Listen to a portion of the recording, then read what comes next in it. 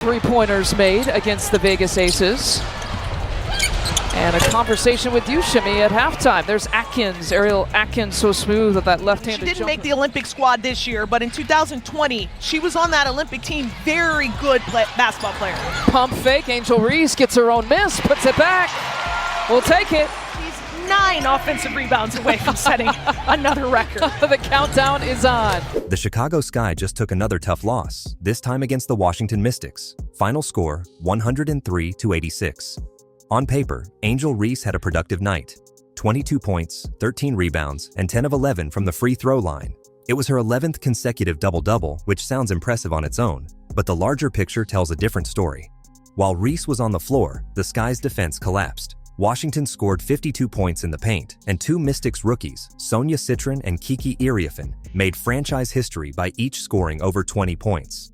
Meanwhile, Chicago's playoff hopes are fading fast, now sitting at 7 wins and 19 losses on the season. And during the game, one moment stood out. Shakira Austin scored on Reese, then hit her with the too small gesture on live television. The crowd noticed. The announcers noticed. It was a public call-out, and it sparked a wider conversation. Angel Reese's stat line from the Mystics game looks solid. 22 points, 13 rebounds, and a near-perfect 10 of 11 from the free throw line. For many players, that would be a standout performance, but it didn't translate to any real impact on the scoreboard. The Sky lost by 17 points, and it wasn't close.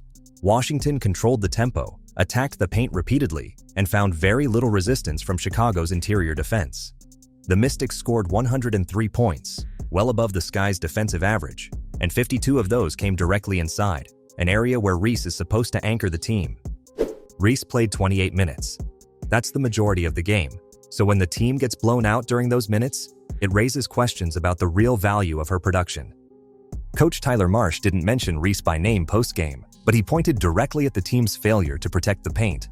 It's not the first time this has happened either. The Sky have been outscored badly in the paint in multiple games this season. Double-doubles don't carry much weight when they come during consistent lopsided losses. Right now, that's becoming a pattern, not an exception.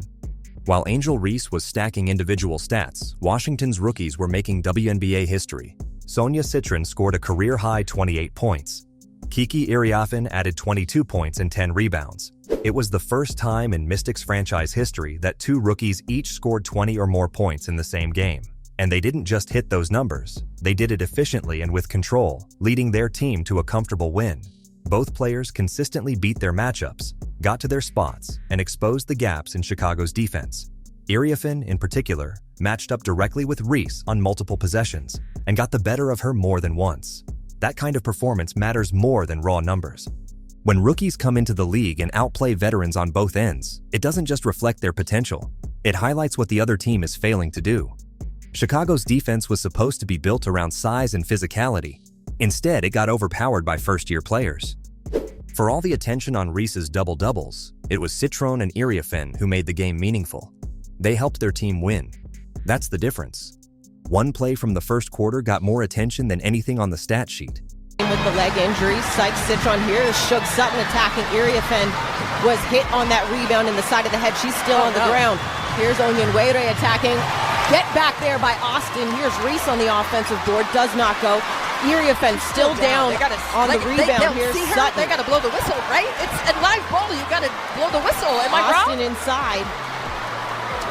Unless there's no advantage, they can't blow the whistle. That's the downside to it. I totally get what you're saying. I know it's a frustrating situation. And Iriafen never moved. But there was an advantage. No, I said if there's an advantage. I got you. Here we go. Let's see. It was the left hand of Angel Reese there that got her in the ear. It just looked like a basketball play. It didn't look like anything. Washington's Shakira Austin scored on Angel Reese in the paint. After finishing the play, Austin looked directly at Reese and gave the too small gesture. It was clear, deliberate, and caught by the cameras. The announcers mentioned it immediately, and it quickly spread online. Moments like this can be part of the game. Players talk, emotions run high. But when it happens in the middle of a blowout, it draws more focus.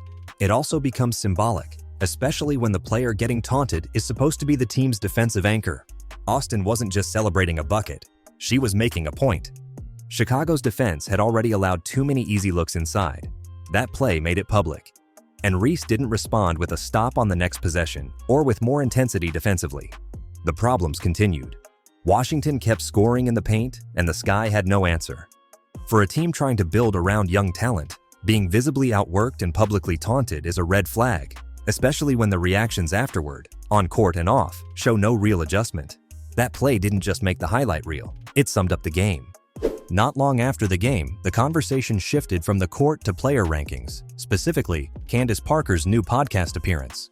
Parker, a 3-time WNBA champion and 2-time MVP, released a tier list ranking current WNBA players. She placed Angel Reese in the C tier. It wasn't meant as a personal jab. Parker explained her reasoning clearly. Reese is a strong offensive rebounder with upside, but she's not yet a player who can carry a team or be a top-scoring option. Parker's exact words, "I think Angel Reese is fantastic at her role, which is offensive rebounding." But in her view, that doesn't put her in the top half of the league's talent. Reese didn't take it well. Shortly after the podcast dropped, she posted on social media, "Clout is one hell of a drug." She also reposted a meme suggesting others were bitter because of her fame and success. The implication was that Parker, a Hall of Fame caliber player, was using Reese's name for attention. But the context doesn't support that. Parker was giving basketball analysis, not starting a feud. The bench. Cardoso with the miss. Angel Reese picks it up, what she's good at. Getting another offensive rebound. She says, "Give me that. How about another?" Persistence trying to pay off. It's not unusual for young players to get criticized or placed lower in rankings early in their careers. The difference is in how they respond. Some use it as motivation. Others get defensive. Reese's public reaction leaned more toward the second category. Rather than address Parker's points about being a reliable team leader or defensive anchor, she framed the situation as jealousy. But the issue wasn't personal. It was about production and team impact. That's what Parker and many fans are looking at now. Angel Reese has built a strong personal brand. She has a podcast, a high social media following, and frequent media appearances. She's been open about using her platform for more than just basketball. That's her choice, and it's part of how modern athletes operate. But at some point, team performance has to match the attention. The Sky are 7-19 and have been one of the weakest defensive teams in the league. Despite Reese's double-double streak, the team hasn't shown consistent progress. That disconnect between personal stats and team results is now a regular part of the conversation. Compare that to what's happening in Indiana. Rookie Caitlin Clark came into the league with enormous expectations and just as much media attention. But instead of leaning into the noise, she's focused on basketball. Indiana was one of the worst teams in the league last year. Now, they're competitive. Her teammates, like Lexi Hull, Kelsey Mitchell, and Aaliyah Boston, have elevated their play alongside her. That's the kind of progress that builds a winning culture. The contrast is clear. While Reese is dealing with online debates and reacting to rankings, Clark is helping her team win games. One is focused on the conversation, the other is focused on results. Caitlin Clark hasn't just had a strong rookie season, she's had a measurable impact on her team's performance. Before Clark arrived, the Indiana Fever were at the bottom of the standings. This season, they've climbed back into playoff contention. The improvement isn't just about one player scoring points, it's about how Clark has changed the way the team plays. The offense is more efficient, ball movement has improved, and several teammates have had career-best stretches. Clark's presence also affects how opponents defend. Teams are game planning around her. That opens up better looks for players like Kelsey Mitchell and Nalissa Smith. Even players off the bench are benefiting from the space and pace Clark creates. And Dolson takes away that entry pass. Here comes Atkins on the move, finding Van Loo, who pulls, fires, hits. Dolson already with a couple of buckets. Atkins quickly whips the pass out at Edwards, just inside the three-point line. She's also handled pressure differently. Clark has received criticism from fans, media, and players throughout the season, but she hasn't responded with cryptic posts or social media feuds. Instead, she's kept her focus on the floor, and the results are showing. When analysts say she moves the needle, it's not just about TV ratings. It's about raising the level of play for everyone around her. That's something that can't be measured by a double-double alone. And that's the main contrast. Reese has the numbers, Clark has the wins. Angel Reese is putting up numbers, but the Chicago Sky are still losing, and losing big. Her 11 straight double-doubles haven't moved the needle in the standings.